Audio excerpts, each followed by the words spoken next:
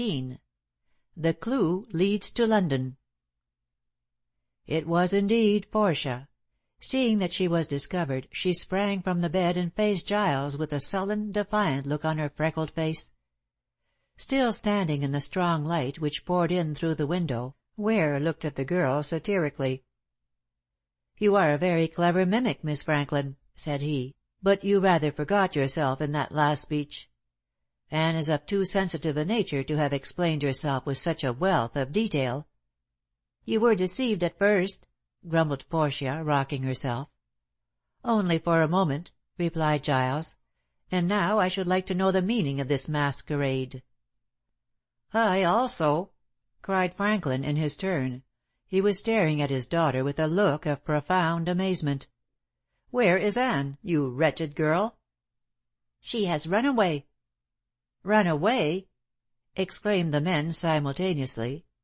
"Yes. After your finding out last night that she had killed Daisy Kent, she was afraid to stop.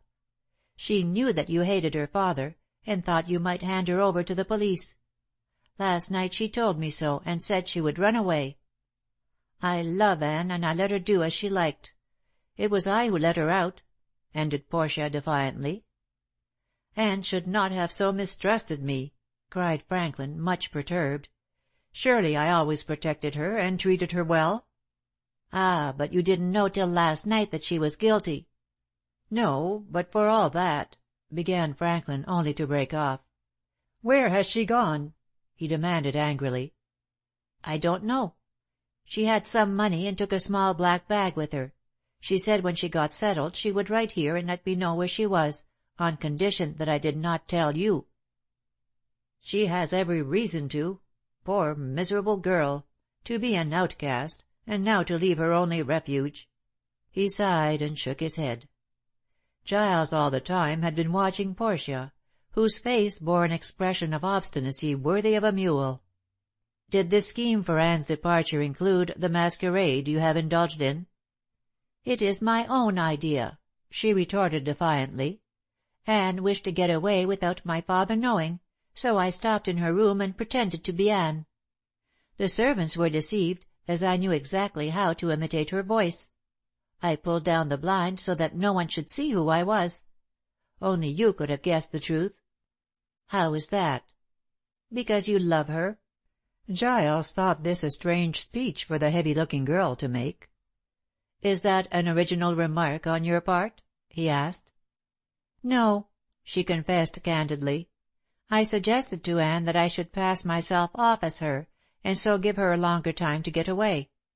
She said that I might deceive the servants and my father, but that I could never deceive you, because you loved her. But I had a good try," continued Portia, nodding her red head triumphantly. "When my father spoke your name at the door, I thought I would try." "Well, you have done so only to fail," responded Ware coolly. "For the moment I was deceived, but you forgot how to manage your voice, and moreover your explanation was too elaborate. But how is it you dare to confess, as Anne, that she killed the girl?" "Anne did kill Daisy Kent." "She did not." "Yes, she did. She confessed as much to father last night, and to me also. She asked me to tell you so, that you might forget all about her. I was going over to your place this very day to tell, but when father brought you in I thought I would pretend to be Anne, and tell you in that way." "Anne would have written and—" "No, she wouldn't," said Portia eagerly. "She began to write a letter, saying that she was guilty, but afterwards she thought it might fall into the hands of the police, and tore it up. She told me to let you know by word of mouth. All she asks of you is that you will forget that she ever existed." "Let her tell me that with her own lips," said Giles, groaning. "Yes, Portia. Tell Mr. Ware the place Anne has gone to." Portia eyed her father with some anger. "How can I tell when I don't know? Anne never said where she was going. I let her out by the back door just before dawn, and she went away. I know no more." "If she writes, you will let Mr. Ware know." "I shan't," retorted the girl. "Anne wants him to forget her." "That is impossible," said Giles, whose face was now haggard with the anguish of the moment. But you must be my friend, Portia, and tell me. Think how I suffer." "Think how she suffers, poor darling," cried Portia, whose sympathies were all with Anne. "Don't ask me any more. I shan't speak." And speak she would not, although Giles cajoled and Franklin stormed. Whatever could be said of Portia, she was very loyal to the outcast. There was nothing for it but for Ware to depart. And this he did. What was the best thing to be done Giles did not very well know. Anne was lost again, and he did not know where to look for her. He could not bring himself to believe that she was guilty, in spite of her confession to Portia and Franklin.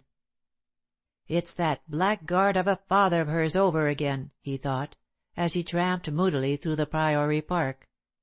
"She is afraid lest his brother, her uncle, should denounce him, and has taken the crime on her own shoulders. Even though he is her father, she should not sacrifice so much for him. But it is just noble of her to do so. Oh, my poor love, shall I ever be able to shelter you from the storms of life?" There did not seem to be much chance of it at the present moment. Mistrusting her uncle, she had vanished, and would let no one but Portia know of her new hiding place. And Portia, as Giles saw, was too devoted to Anne to confess her whereabouts without permission. And how was such permission to be obtained? Anne allowed her uncle to think her guilty in order to save her unworthy father from his fraternal hatred. She had asserted her innocence to Giles, but had apparently, through Portia, tried to deceive him again, so that he might not follow her. "Poor darling!" cried Giles, full of pity. "She wishes to put me out of her life, and has fled to avoid incriminating her father. If she told me the whole truth, her father would be in danger, and she chooses to bear his guilt herself. But why should she think I would betray the man?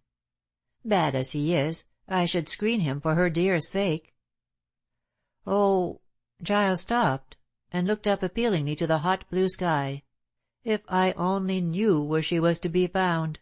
If I could only hold her in my arms, never, never would I let her go again. My poor quixotic darling! Shall I ever be worthy of such nobility?" It was all very well apostrophizing the sky, but such heroics did not help him in any practical way. He cast about in his own mind to consider in which direction she had gone. The nearest railway station to London was 5 miles away, but she would not leave the district thus openly, for the station master knew her well. She had frequently traveled from that centre as Miss Denham, and he would be sure to recognize her, even though she wore a veil. Anne, as Giles judged, would not risk such recognition. Certainly there was another station 10 miles distant, which was very little used by the Rickwell people. She might have tramped that distance, and have taken a ticket to London from there. But was it her intention to go to London? Giles thought it highly probable that she would. Anne, as he knew from Portia, had very little money, and it would be necessary for her to seek out some friend. She would probably go to Mrs. Cairns, for Mrs. Cairns believed her to be guiltless, and would shelter her in the meantime. Later on a situation could be procured for her abroad, and she could leave England under a feigned name. Giles felt that this was the course Anne would adopt, and he determined to follow the clue suggested by this theory. Having made up his mind to this course, Giles hurried home to pack a few things and arrange for his immediate departure. Chance, or rather Providence, led him past Mrs. Parry's eye about 5 o'clock. Of course the good lady was behind the window spying on all and sundry, as usual. She caught sight of Giles striding along the road with bent head and a discouraged air. Wondering what was the matter, and desperately anxious to know, Mrs. Parry sent out Jane to intercept him and ask him in. Giles declined to enter at first, but then it struck him that since he was in search of information about Anne, Mrs. Parry might know something. Her knowledge was so omniscient that, for all he knew, She might have been aware all the time of Anne's presence at the Priory, but held her tongue, which Mrs. Perry could do sometimes, out of pity for the girl's fate. Giles went in resolved to pump Mrs. Perry without mentioning what he knew of Anne. Supposing she was ignorant, he was not going to be the one to reveal Anne's refuge. And if she did know, Ware was certain that Mrs. Perry would tell him all, since she was aware how deeply he loved the governess. Thus, in another 5 minutes, the young man found himself seated in the big armchair opposite the old lady. She was rather grim with him. "You have not been to see me for ever so long," said she, rubbing her beaky nose. "Your royal princesses have taken up too much of your time, I suppose. Oh, I know all about them." "I am sorry they did not stay for a few days," replied Giles in his most amiable tone. "I wish to introduce them to you." "You mean present me to them," corrected the old dame, who was a stickler for etiquette. "They are genuine princesses, are they not?" "Oh, yes, but they are not royal. Princess Karacsay is the wife of a Magyar noble. She is not an Austrian, however, as she came from Jamaica. The younger Princess Olga is—" "Jamaica!" interrupted Mrs. Perry. "Humph! That is where Anne Denham was born. Queer this woman should come from the same island." "It's certainly odd," replied Giles, "but a mere coincidence." "Humph!" from Mrs. Perry. "Some folks make their own coincidences." "What do you mean, Mrs. Perry?" "Mean? Humph! I don't know if I should tell you." Giles was now on fire to learn her meaning. Evidently Mrs. Perry did know something, and might be able to help him. But seeing that she was slightly offended with him, it required some tact to get the necessary information out of the old lady. Giles knew the best way to effect his purpose was to feign indifference. Mrs. Perry was bursting to tell her news, and that it would come out the sooner if he pretended that he did not much care to hear it. "There is no reason why you should tell me," said he coolly. "I know all about the Princess Karacsay. She and her daughter only came down here for a rest." "Oh, they did they, Ware? Humph!" She rubbed her nose again and eyed him with a malignant pleasure. "Are you sure the elder princess didn't come down to see Franklin?" "She doesn't know him," said Giles, trying to be calm. "She took a walk in the Priory woods.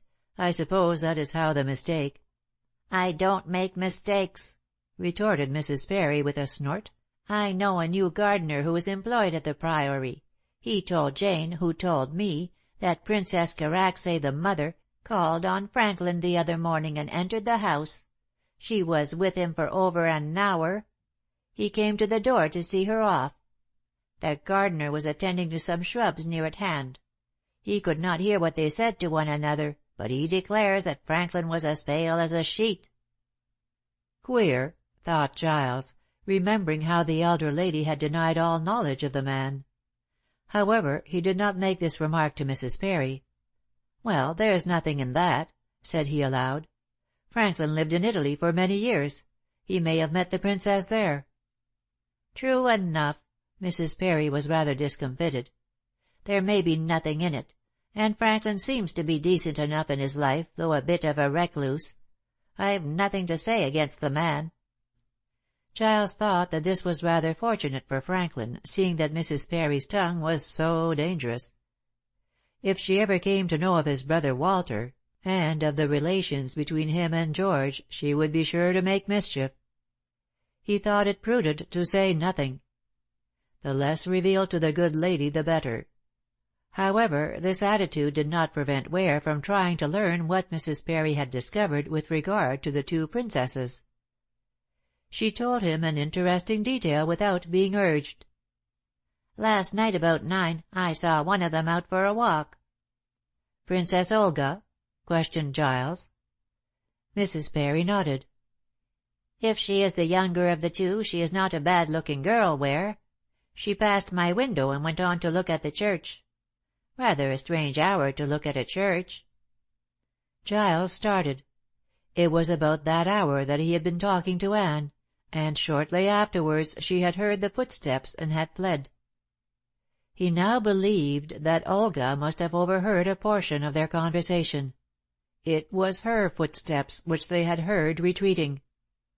At once he remembered Olga's threat, that if he tampered with Anne in the meantime she would have her arrested. This, then, was the reason why Olga had not come to his house again, and why she and her mother had left so suddenly for London.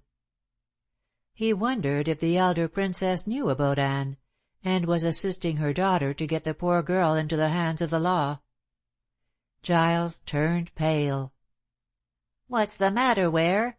asked Mrs. Parry, sitting up. "Nothing," he stammered, "but this coincidence." "Oh, I simply mean that as Princess Karacsay and Anne both come from Jamaica, it was strange that they should go away to London together. Don't you think so? There must be some connection."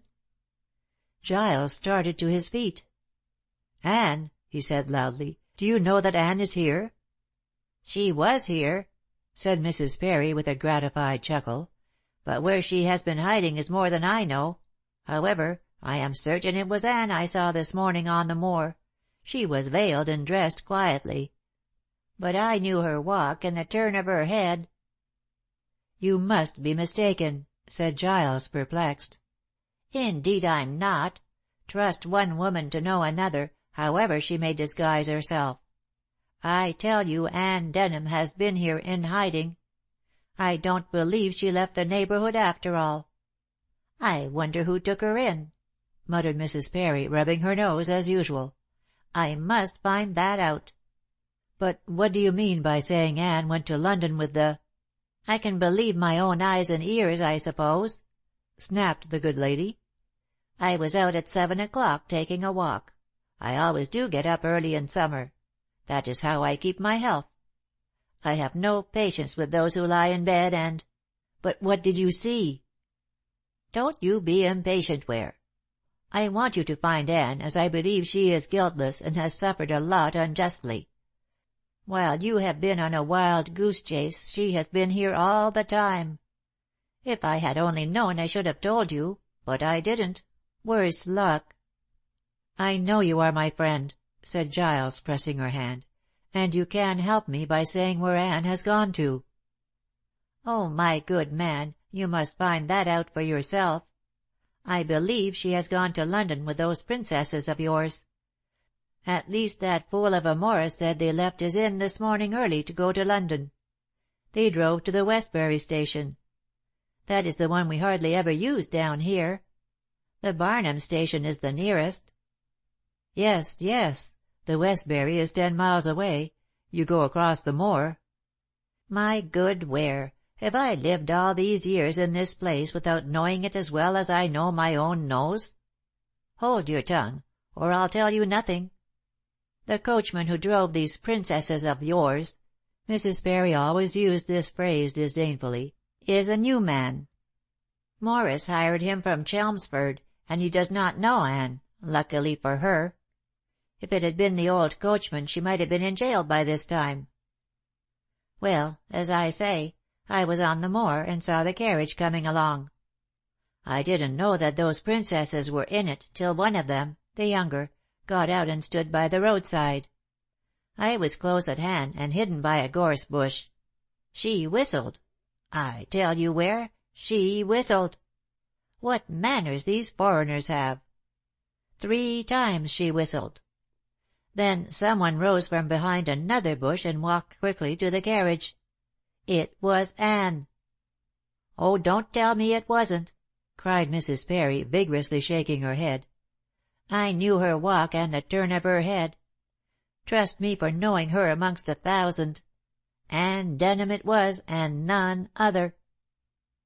"What happened then?" asked Giles anxiously. "Why, this Princess Olga embraced and kissed her. Does she know her?" "Yes, they have been friends for a long time." "Humph! And Princess Olga's mother comes from Jamaica, where Anne was born," said Mrs. Parry. "Queer. There is some sort of a connection."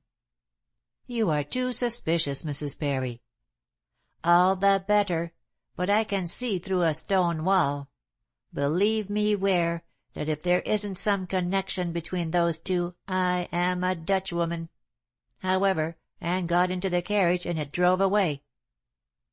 Giles caught up his hat. "To London," he cried jubilantly. "I know where Anne is to be found now." And to Mrs. Parry's dismay, he rushed out. Chapter 20.